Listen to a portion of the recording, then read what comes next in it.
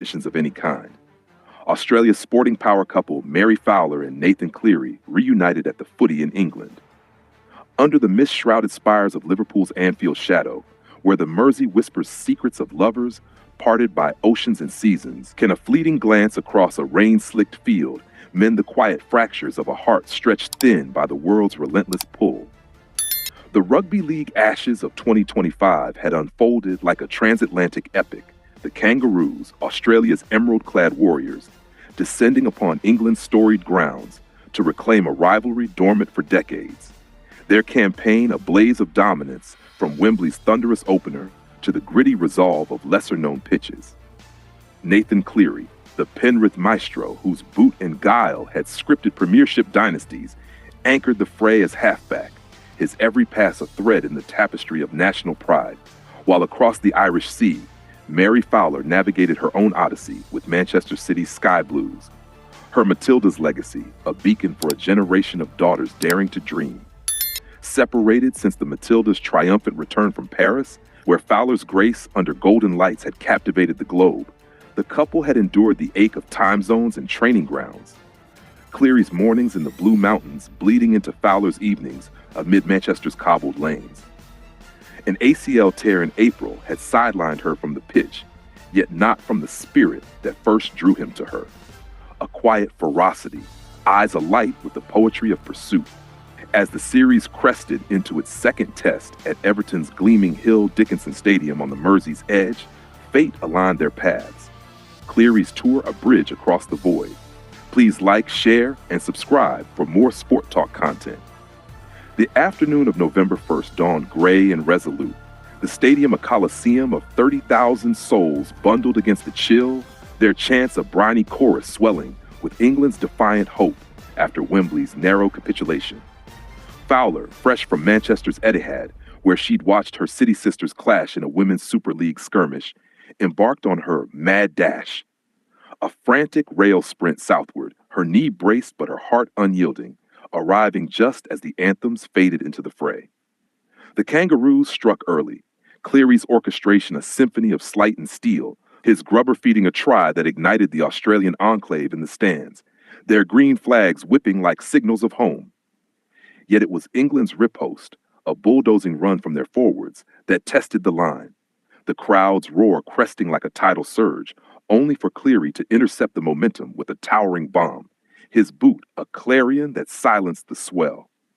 In the halftime hush, as mist clung to the crossbars like unspoken longing, Fowler slipped into the shoulder, yielding with a sickening pop, a dislocation echoing the cruelties of 2024's recurrence.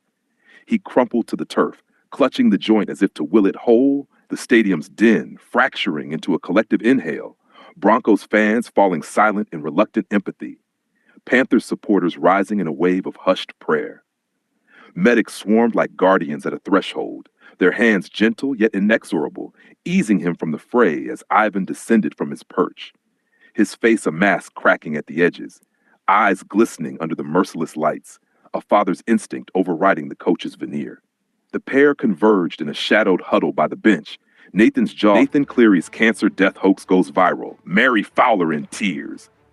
In the fragile veil between rumor and reality, where a single tweet can summon shadows of loss over a life still blooming, can the cruel fiction of death at 40 unravel the threads of love, legacy, and unbreakable spirit in the heart of a champion? October 28, 2025, and the digital dawn broke over Sydney's sun-kissed harbors, the air still humming from the Kangaroos' gritty Ashes opener in England.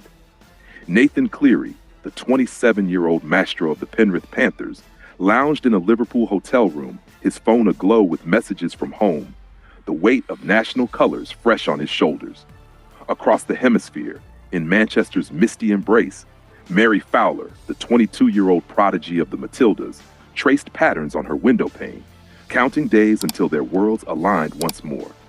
Their union, a quiet symphony of two rising stars. Cleary, son of a coaching legend, heir to 3 NRL premierships forged in Penrith's blue-collar forge. Fowler, Queensland-born whirlwind whose left foot had ignited Australia's Women's World Cup fever, had become folklore. Whispers of wedding bells danced in tabloids, their long-distance dance a testament to love's quiet endurance amid packed schedules and stolen weekends. Yet, in the underbelly of the internet, malice stirred, anonymous fingers crafting a venomous mirage. Cleary struck down by cancer at 40, his light extinguished in secrecy. It began as a murmur in the dead of night, a fabricated post from a ghost account, masquerading as an insider, claiming Cleary's brave battle had ended in a Sydney hospital bed, his family shattered, Fowler at his side in vigil. The lies spread like eucalyptus smoke on a bushfire wind.